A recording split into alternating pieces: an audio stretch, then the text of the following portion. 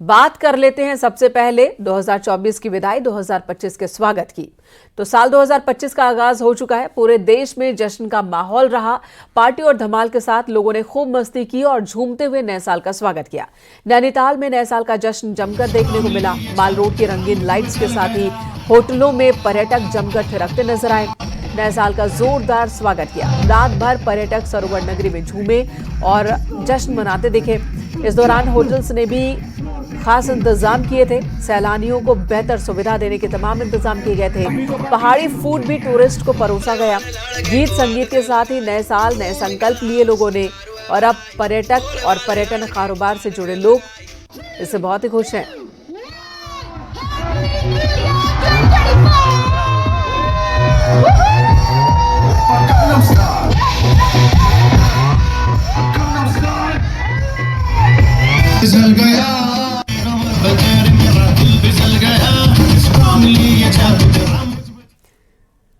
चकराता की शांत वादियों में भी नए साल के जश्न का धमाल रहा। यहां पहुंचे सैलानियों के साथ स्थानीय लोग भी झूमते नजर आए, रात भर नाचते गाते नजर आए और सभी ने नए साल का जोरदार स्वागत किया। नए साल के जश्न के लिए कई राज्यों में पर्यटक चकराता पहुंचे। कई राज्यों से प्रशासन के साथ ही होटल वालों ने भी पर्यटकों के लिए खास इंतजाम किए थे।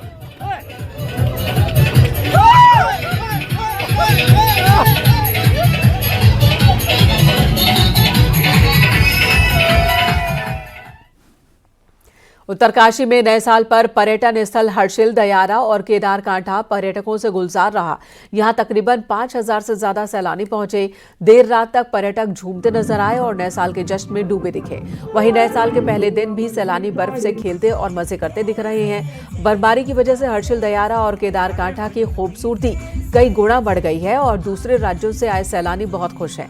नए साल का जश्न मनाने उमड़ी पर्यटकों की भीड़ से स्थानीय होटल और ढाबा संचालकों के साथ ही पर्यटन व्यवसायियों के भी चेहरे खिले हुए हैं।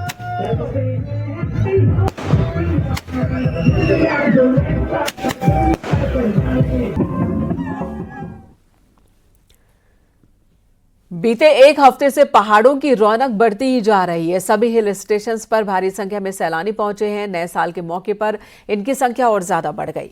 चमोली के औली में पिछले दिनों बर्फबारी हुई, जिसके बाद मौसम बहुत ही सुहाना हो चुका है, जिसका मजा लेने के लिए सैलानी बड़ी संख्या में औली पहुंचे हुए हैं। और इस बार सबसे ज्यादा सैलानी दिल्ली और गुजरात से ही औली पहुंचे।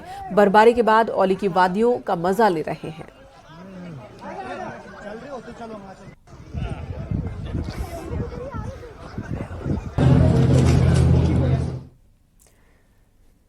नए साल को लेकर लोगों में गजब का उत्साह दिख रहा है। हर कोई अपने ढंग से नए साल का आगाज कर रहा है। धर्मनगरी हरिद्वार में हर की पैड़ी पर लोगों का उत्साह सुबह सुबह देखने को मिला।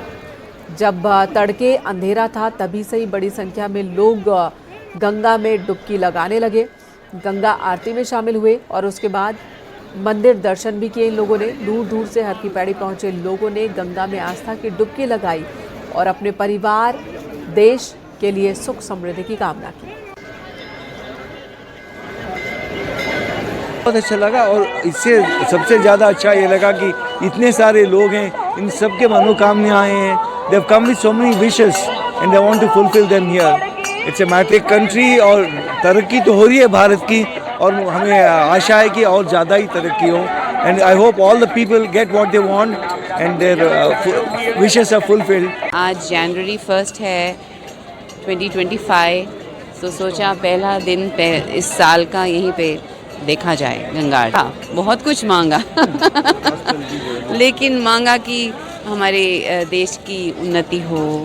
इतने सारे लोग आए हैं, सबकी मनोकामनाएं पूरी हों। नए साल का जोरदार आगाज हो चुका है। साल 2025 का आगाज हरिद्वार में बड़े धार्मिक तरीके से हो रहा है। इस वक्त हम हरिद्वार में हर की पैड़ी पर मौजूद हैं और लोग हर की पैड़ी पर अपने नए साल की शुरुआत करने के लिए, माँ गंगा से प्रार्थना करने के लिए, माँ गंगा में डुबकी लगाने के लिए पहुंच रहे हैं। हर की पैड़ी की तस्वीरें हम आपको दिखाना चाहेंगे कि सुबह की किस तरह की यहाँ पर जो मन भावन तस्वीरें यहाँ पर नज़र आ रही हैं। लोगों में खासा उत्साह नए साल को लेकर नज़र आ रहा है। सुबह की गंगा आरती संपन्न हुई और गंगा आरती में अच्छी खासी भीड़ लोगों की नज़र आई। इस समय कड़ाके की सर्दी हरिद्वार में पड़ रही है, लेकिन सर्दी के बावजूद काफ़ी भीड़ यहाँ पर लोगों की, श्रद्धालुओं की नज़र आ रही है। कई श्रद्धालुओं से भी हमने बात की। श्रद्धालु यहाँ पर गंगा स्नान करने के लिए अपने पहले दिन गंगा में स्नान कर अपने पूरे नए साल को पूरी तरह से शुभ बनाना चाहते हैं। इसलिए शुभारंभ करने के लिए हरिद्वार में पहुँच रहे हैं लोग। यहाँ पर माँ गंगा से अपने परिवार की, अपनी समाज की और देश की समृद्धि के लिए, सुख समृद्धि के लिए कामना करते हुए नए साल का आगाज कर रहे हैं। न्यूज़ 18 पुलकित शुक्ला, हरिद्वार। नए वर्ष का जश्न मनाने पहाड़ में भारी संख्या में पर्यटक पहुंचे। वहीं सुबह से मंदिरों में भी भक्तों का तांता लगा रहा। अल्मोड़ा जागेश्वर धाम में श्रद्धालु दर्शन के लिए लंबी लंबी लाइन में खड़े दिखे। नए साल की शुरुआत लोग मंदिरों में पूजा अर्चना के साथ करना चाहते हैं। जिले के अधिकांश मंदिरों में श्रद्धालुओं की भीड़ दिखी और ये तस्वीरें देखिए, तड़के सुबह से ही लोगों की भीड़ दिखने लगी। सभी भगवान के आशीर्वाद के साथ नए साल की शुरुआत करना चाहते हैं।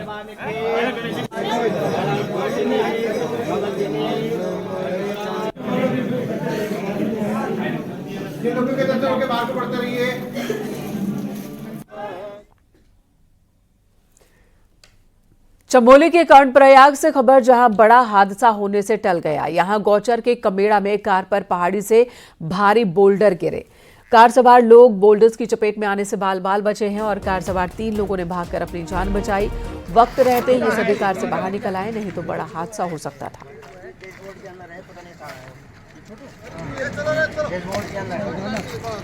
अरे छुट्टी था क्या करें वीडियो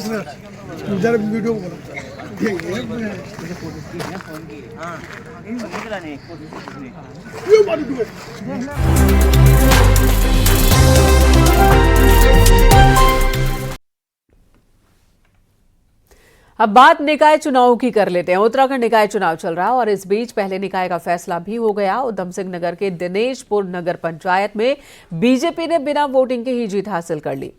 यहां बीजेपी की मंजीत कौर ने नामांकन किया था और उनके अलावा जिसने भी नॉमिनेशन फाइल किया उनके पर्चे चेकिंग के बाद निरस्त हो गए। लिहाजा यहां बीजेपी प्रत्याशी ही एकमात्र उम्मीदवार बची और बीजेपी की दिनेशपुर में निर्विरोध जीत हो गई। निकाय चुनाव में बीजेपी ने अपना खाता खोल लिया है।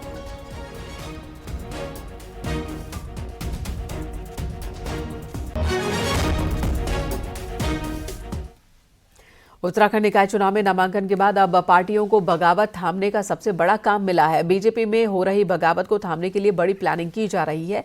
बीजेपी मुख्यालय में चुनाव प्रबंधन समिति की एक मीटिंग का आयोजन किया गया, जिसमें प्रदेश लेवल पर चुनाव मैनेजमेंट के लिए 14 कमेटी बनाने पर फैसला लिया गया। 45 सीनियर नेताओं की जिम्मेदारी तय की गई है। साथ ही नाराज नेताओं को मनाने के लिए महा ऑपरेशन चलाया जा रहा है। बीजेपी 25 ऐसे निकाय टारगेट पर कर रख रही है जहां पर बागी मैदान में है और पार्टी की कोशिश है कि ऐसे लोगों को वक्त रहते मना लिया जाए और उनके नाम वापसी करा ली जाए।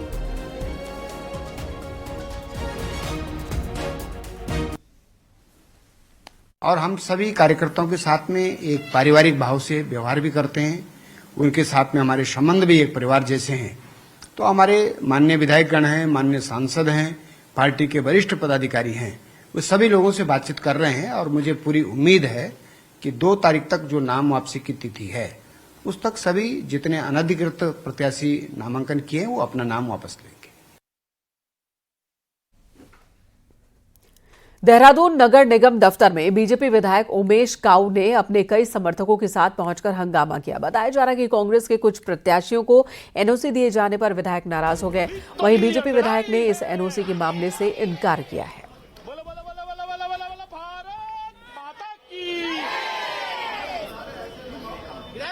देखिए, वैसे तो पूरे प्रदेश में आचार संहिता लगी हुई है, धारा 144 लगी हुई है। बिना आज्ञा के आप 4 लोग से ज्यादा इकट्ठे नहीं हो सकते। लेकिन सरकार भारतीय जनता पार्टी की है। माननीय विधायक उमेश शर्मा काऊ जी यहाँ अपने सैकड़ों समर्थकों के साथ आए और यहाँ पे नारेबाजी की कि आपने इनको एनओसी कैसे जारी कर दी गई है। लोकतंत्र में ये स्थिति हो रही है कि नामांकन तक खारिज करने के लिए फर्जी कागज बनाए जा रहे हैं, फर्जी बातें हो रही हैं। आपसी मामला है विभाग का, कुछ नहीं। अरे नहीं, कोई एनओसी नहीं, वो अलग चीज है, ये बोलने के लिए नहीं। उत्तराखंड कांग्रेस में निकाय चुनाव के टिकट बांटने के साथ ही बड़ा बवाल शुरू हो गया। पार्टी के संगठन उपाध्यक्ष मथुरा दत्त जोशी ने टिकट नहीं मिलने पर पार्टी छोड़ने तक की बात कह दी, जबकि प्रदेश अध्यक्ष ने साफ कहा कि टिकटों का बंटवारा दिल्ली से हुआ है, उनके साथ कोई धोखा नहीं हुआ।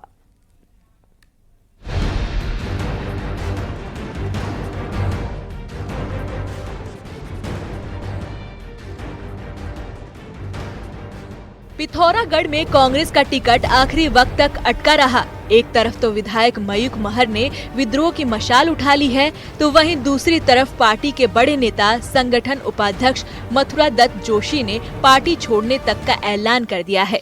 मथुरा दत्त जोशी अपनी पत्नी को मेयर का टिकट दिलाना चाहते थे, लेकिन टिकट नहीं मिला तो अब बगावत की राह पर हैं। पूरी पार्टी नेतृत्व ने धोखे में रखा। मैंने पूरी पार्टी की लीडरशिप के सामने कहा। यशपाल आर्य जी के घर में मीटिंग चल रही थी, उसमें प्रभारी भी थे, यशपाल आर्य जी भी थे, प्रीतम सिंह जी भी थे, गोदियाल जी भी थे, हरीश रावत जी भी थे। उनके सामने मैंने कहा था, भाई मैं दावेदार हूं, आप एक टिकट मुझे दे दीजिए। मुझे आपने एमएलए ने क्यों मेरा टिकट काट रहे हैं बार बार। अगला कदम अभी बातचीत करूंगा, परिवार में बातचीत हो रही है, अभी अपने इष्ट मित्रों से बातचीत हो रही है।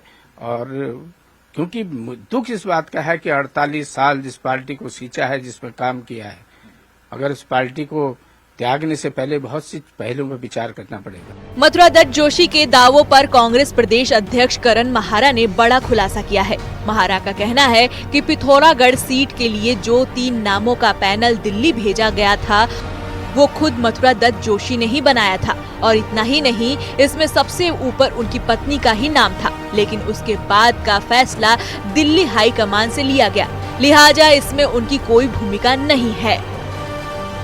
देखिए, मुझे नहीं लगता धोखा दिया गया, क्योंकि उन्होंने पत्र हमने नहीं बनाया, पत्र उन्हीं के द्वारा माध्यम से बनाया गया। उसमें जो लिखा गया है वो अभी मैं क्योंकि सार्वजनिक नहीं करना चाहता, लेकिन वरीयता उन्होंने अपनी पत्नी को दी थी उसमें। और अब पार्टी हर चीज पे तय करती है। दिल्ली वालों ने कौन डीसीसी रहा, किसने कार्यक्रम किए, और अंजू को जो एज मिली वो इस बात पे मिली कि उसने 2019 में जब कोई चुनाव लड़ने के लिए तैयार नहीं था पिथौरागढ़ से, उस समय अंजू लुंठी पार्टी की तरफ से आदरणीय प्रकाश पंत जी की पत्नी के खिलाफ मैदान में उतरी थी और केवल 2400 वोट से उस चुनाव को हारी थी। तो बहुत चीजें देखी जाती हैं। और जब विधायक जी किसी और का समर्थन कर रहे हो, उसके बाद भी अगर पार्टी ने हाईकमान ने डिसीजन किया है तो कुछ सोच समझ के किया होगा। जोशी जी को उस डिसीजन के संग ज्यादा चाहिए, मेरा मानना है। भारतीय जनता पार्टी में हर अच्छे व्यक्ति का हम सम्मान करते हैं, और भारतीय जनता पार्टी क्योंकि एक विश्व की सबसे बड़ी पार्टी है, और आदरणीय प्रधानमंत्री और हमारे प्रदेश के मुख्यमंत्री के द्वारा जो लगातार प्रदेश का विकास के लिए योजनाएं लाई जा रही हैं, उससे प्रभावित होकर अगर कोई हमारे दल में आता है, हम उसका स्वागत करेंगे। वहीं दूसरी तरफ बीजेपी एमडी जोशी का पार्टी में स्वागत करने के लिए तैयार है।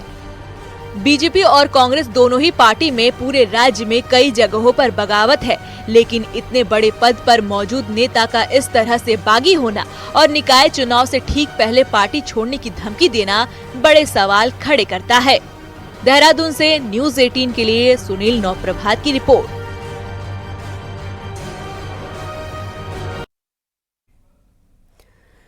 पिथौरागढ़ मेयर सीट पर बीजेपी और कांग्रेस के बागियों की बगावत लगातार बढ़ रही है। हालात ऐसे बन गए हैं कि अब बागी खुलेआम पार्टी उम्मीदवार के खिलाफ मैदान में नजर आ रहे हैं। बागियों की बगावत ने दोनों ही दलों की राह मुश्किल कर दी है। पहली बार निगम बने पिथौरागढ़ में मुख्य दलों की बगावत सियासी चर्चाओं का केंद्र बन गया है। मेयर सीट पर काबिज होने के लिए राष्ट्रीय दलों के उम्मीदवार तो मैदान में हैं ही, लेकिन मुकाबले को रोचक बागियों ने बना दिया है। नगर पालिका के निवर्तमान अध्यक्ष राजेंद्र रावत की पत्नी सीमा रावत ने जहां बगावत का आगाज करते हुए निर्दलीय मैदान में उतरने का ऐलान किया है, वहीं सीमा अब बीजेपी उम्मीदवार पर पूरी तरह हमलावर भी हो रही हैं। सीमा का आरोप है कि पार्टी ने ऐसी महिला को टिकट दिया है जिसका पार्टी में योगदान नहीं के बराबर है। यही नहीं, पार्टी के इस फैसले से समर्पित कार्यकर्ता पूरी तरह निराश हैं। एक ऐसी महिला को उम्मीदवार बनाया गया जिन्होंने एक बार भी भारतीय जनता पार्टी कार्यालय में न कदम रखा, न भारतीय जनता पार्टी की रैलियों में आई, न धरने में उनको किसी ने देखा। आज आप किसी से भी पूछ लीजिए कार्यकर्ता से, वो सिर्फ यही कह रहे हैं कि हमने इस महिला को नहीं देखा है।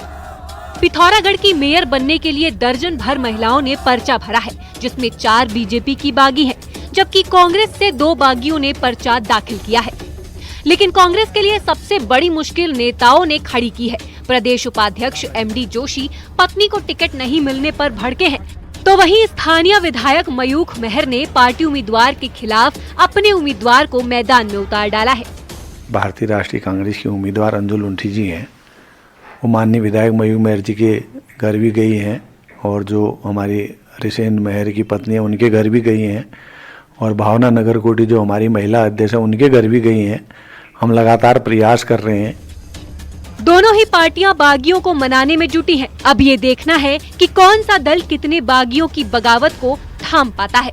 नाम वापसी के बाद भी अगर बगावत का आलम यही रहा तो तय है कि चुनावी नतीजे किसी भी करवट बैठ सकते हैं, जिसमें बड़ा रोल इन बागियों का ही होगा। न्यूज़ 18 के लिए पिथौरागढ़ से विजयवर्धन उप्रेती की रिपोर्ट।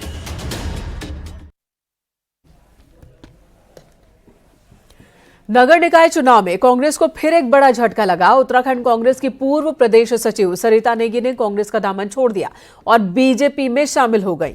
दरअसल सरिता पौड़ी नगर पालिका में अध्यक्ष पद के लिए अपनी दावेदारी कर रही थी। इस बार कांग्रेस से टिकट मांग रही थी, लेकिन टिकट न मिलने से नाराज होकर उन्होंने बीजेपी का दामन थाम लिया। सरिता का आरोप है कि कांग्रेस ने टिकट का बंटवारा धनबल के आधार पर किया है, जिससे उनका टिकट कटा है।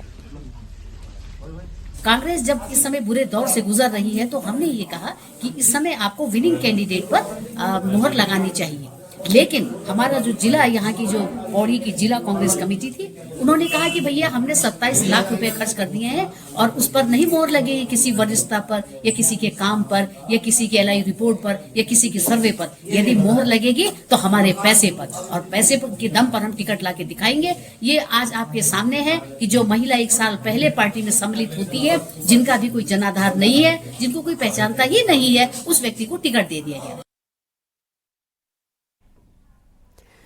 कुमाऊं के सबसे बड़े नगर निगम हल्द्वानी का सियासी गणित लगातार मजेदार होता जा रहा है। समाजवादी पार्टी की एंट्री ने शहर की सियासत को साल 2013 और 2018 में लाकर खड़ा कर दिया, जब समाजवादी पार्टी ने अपना ऐसा दम दिखाया था कि बीजेपी और कांग्रेस भी हैरान रह गए थे।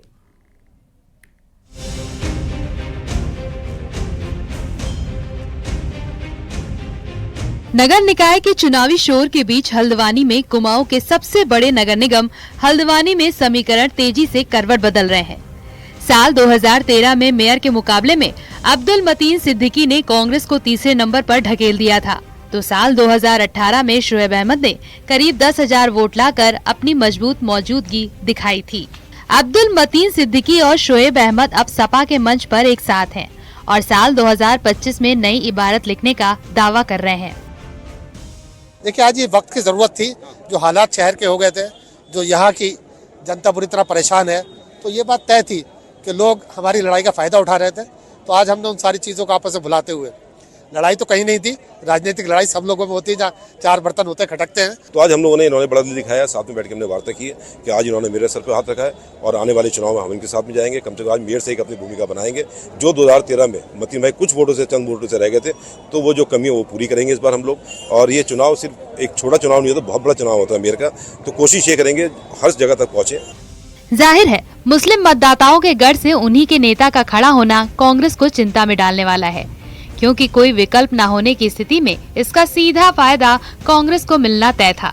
लेकिन इन सबके बीच कांग्रेस को भरोसा है कि मुसलमानों का वोट उन्हें ही मिलेगा। उसके लिए रणनीति बनेगी, आप उसमें तय करेंगे, आप उनको समझाएंगे। और ऐसा नहीं कि मुस्लिम मतदाता कांग्रेस से बाहर जाएगा, मुझे उम्मीद नहीं है। वो ललित जोशी के पक्ष में वोट देंगे।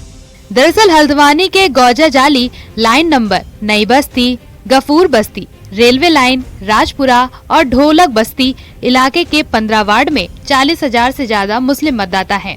लेकिन पिछले साल हुई बनभूलपुरा हिंसा के दौरान मुस्लिम लीडरशिप कमजोर होने की बात सामने आई, जिसके बाद मुस्लिम समाज अपने किसी नेता को मजबूत करने के बारे में सोचने लगा है, जिससे हल्द्वानी का सियासी समीकरण बदलना तय है। हल्द्वानी से न्यूज़ 18 के लिए शैलेंद्र नेगी की रिपोर्ट।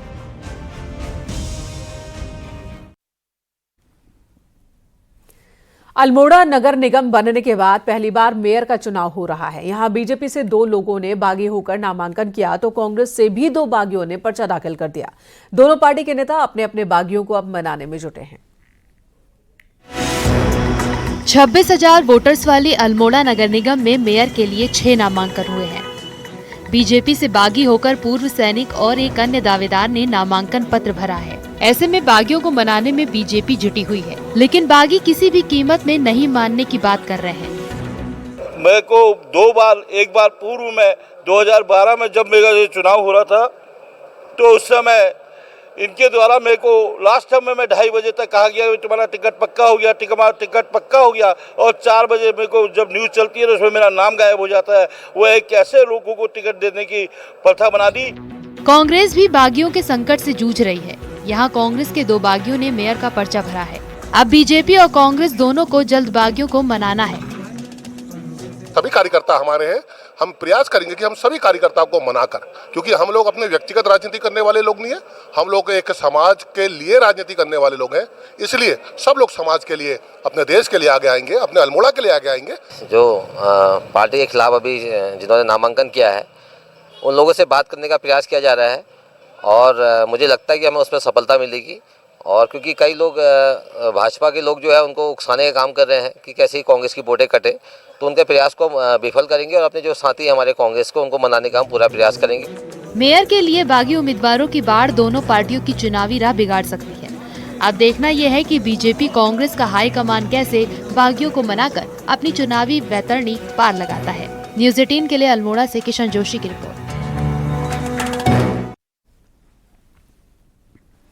नगर निगम में भले ही नामांकन प्रक्रिया पूरी हो गई हो, लेकिन अब नगर निगम के चुनावों में सरकार के जारी आरक्षण पर हाईकोर्ट सख्त दिख रहा है। हाईकोर्ट ने नियमावली और आरक्षण पर सवाल उठाते हुए सरकार को नोटिस जारी किया और शॉर्ट काउंटर दाखिल करने को कहा है। चीफ जस्टिस कोर्ट ने सरकार को कहा कि 8 जनवरी से पहले जवाब दाखिल कर दिया जाए। 11 म्युनिसिपल कॉर्पोरेशंस हैं, उनके मेयर के इलेक्शन में रिजर्वेशन को अप्लाई करने के लिए और अलॉटमेंट ऑफ सीट के लिए एक नियमावली बनाई गई है। उस नियमावली की वैधता को हमने चैलेंज किया है और हमारा जो निवेदन कोर्ट में है वो ये है कि नियमावली आर्टिकल 243T संविधान, भारतीय संविधान के, और दूसरी जो म्युनिसिपल कॉर्पोरेशन एक्ट के सेक्शन 7 के विरुद्ध है। और अगर नियमावली अगर गलत है तो उसके बेस पर जो करा हुआ रिजर्वेशन है वो सब गलत है। ये पिटीशन में चैलेंज है, कोर्ट ने 8 तारीख लगाई है। उत्तरकाशी में गंगोत्री हाईवे पर बर्फबारी के बाद लगातार फिसलन के हालात बने हुए हैं। सुक्की से गंगोत्री तक कई जगह फिसलन है। बीआरओ की टीम हाईवे को सही कराने में जुटी है ताकि फिसलन से सैलानियों को बचाया जा सके। आपको बता दें, बड़ी संख्या में पर्यटक हर्षिल घाटी में मौजूद हैं, लेकिन सुबह शाम पाले की वजह से फिसलन बन गई है, जिसकी वजह से लोगों को दिक्कत हो रही है।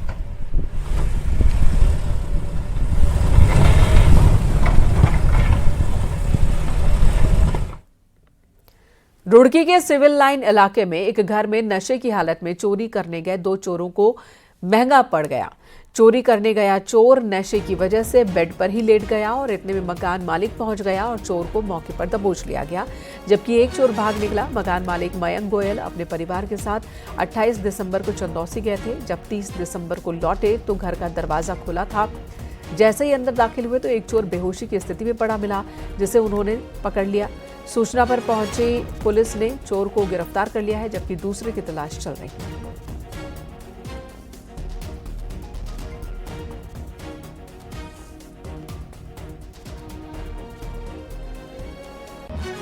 सोशल मीडिया पर कुछ भी लिखना अब सरकारी अधिकारी और कर्मचारियों को भारी पड़ सकता है। सरकार बाकायदा इसके लिए पॉलिसी बनाने जा रही है ताकि कोई भी ऑफिसर कर्मचारी हद में रहकर ही सोशल मीडिया प्लेटफॉर्म पर का इस्तेमाल कर सके।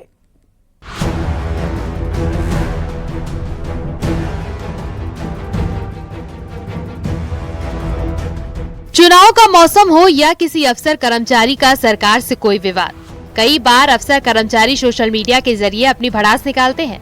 नतीजा ये कि विवादित सोशल मीडिया पोस्ट से सरकार और शासन की किरकिरी होती है। तो कई बार चुनाव के दौरान अपनी मांगे मनवाने से लेकर नेतागिरी चमकाने के लिए सोशल मीडिया का सहारा लेते हैं। सोशल मीडिया पोस्ट में कई बार कर्मचारी सरकार, मंत्री, मुख्य सचिव तक को नहीं बख्शते। ऐसे में अब कर्मचारियों और अफसरों की हद तय करने के लिए सोशल मीडिया पॉलिसी बनाई जा रही है, जिसमें दूसरे राज्यों की पॉलिसी भी देखी जाएगी। प्रॉपर एसओपी होने से ये फायदा होता है कि क्या करना है और क्या नहीं करना है, डूज और डोंट्स की स्थिति है। इसीलिए माननीय मुख्यमंत्री जी की अपेक्षा अनुसार एक कार्मिक विभाग इसमें एक ड्राफ्ट नीति बना रही है। अन्य राज्यों का भी उसमें परीक्षण करेगी और देखेगी कि किस तरह से इसमें सोशल मीडिया के लिए कार्मिक कार्मिकों द्वारा किस तरह से उसका इस्तेमाल किया जा सकता है। उत्तराखंड में सबसे ज्यादा विवाद, शिकायत और राजनीति शिक्षा विभाग में देखने को मिलती है, जहां करीब 70,000 कर्मचारी हैं, तो अलग अलग संगठन सोशल मीडिया पर अपनी बात लिखते रहते हैं। सचिवालय से लेकर पुलिस विभाग तक में कुछ कर्मचारी सोशल मीडिया को लेकर सुर्खियों में रहे हैं। प्रमुख सचिव आर.के. सुधांशु के मुताबिक नौकरी में अनुशासन सबसे जरूरी है, इसीलिए ये कदम उठाया जा रहा है। वहीं राज्य कर्मचारी संयुक्त परिषद का क्या कहना है, वो भी सुनिए।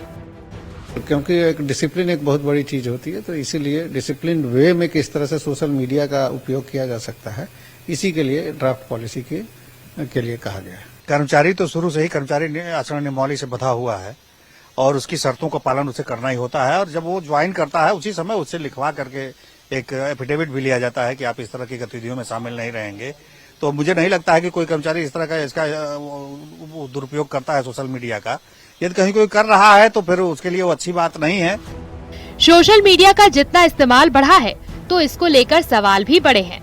ऐसे में सरकारी अफसर कर्मचारी सोशल मीडिया में क्या लिख सकते हैं और क्या नहीं, और कोई ऐसी बात तो बिल्कुल बैन होगी जिसमें सरकारी कर्मचारी सरकार, मंत्री और शासन के अफसरों पर व्यक्तिगत हमला करके विवादित कमेंट करता हो। दीपांकर भट्ट, न्यूज़ 18, देहरादून।